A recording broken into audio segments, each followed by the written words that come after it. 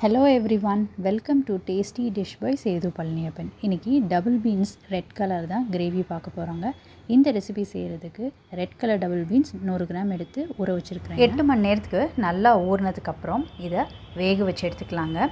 இதை குக்கரில் சேர்த்துக்கிட்டு இதுக்கு மஞ்சத்தூள், உப்பு, தேவையான அளவு தண்ணி சேர்த்துக்கிட்டு 3 விசிலுக்கு குக் பண்ணி எடுத்துக்கலாங்க. 3 விசிலுக்கு நல்லா சாஃப்டாக வெந்துருச்சுங்க.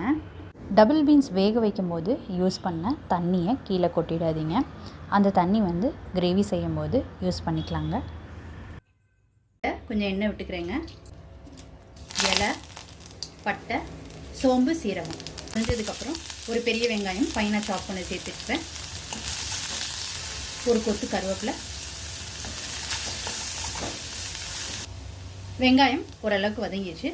இப்போ இஞ்சி பூண்டு பேஸ்ட் சேர்த்துக்கிறேன். ஃபைனாக சாப் பண்ண ஒரு தக்காளி சேர்த்துக்கிறேன்.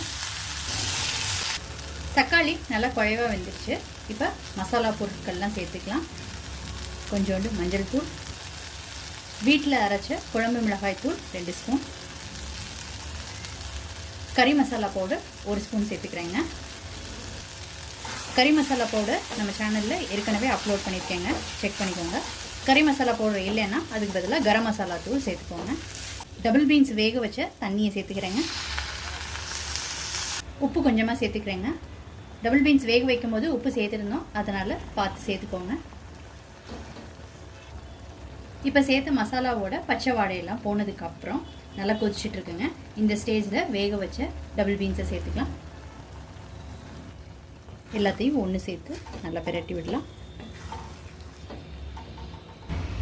மசாலா ரொம்ப திக்காக இருக்குங்க, அதனால் ஒரு 1/4 டம்ளர்லேருந்து 1/2 டம்ளர் தண்ணி சேர்த்துக்கலாம்.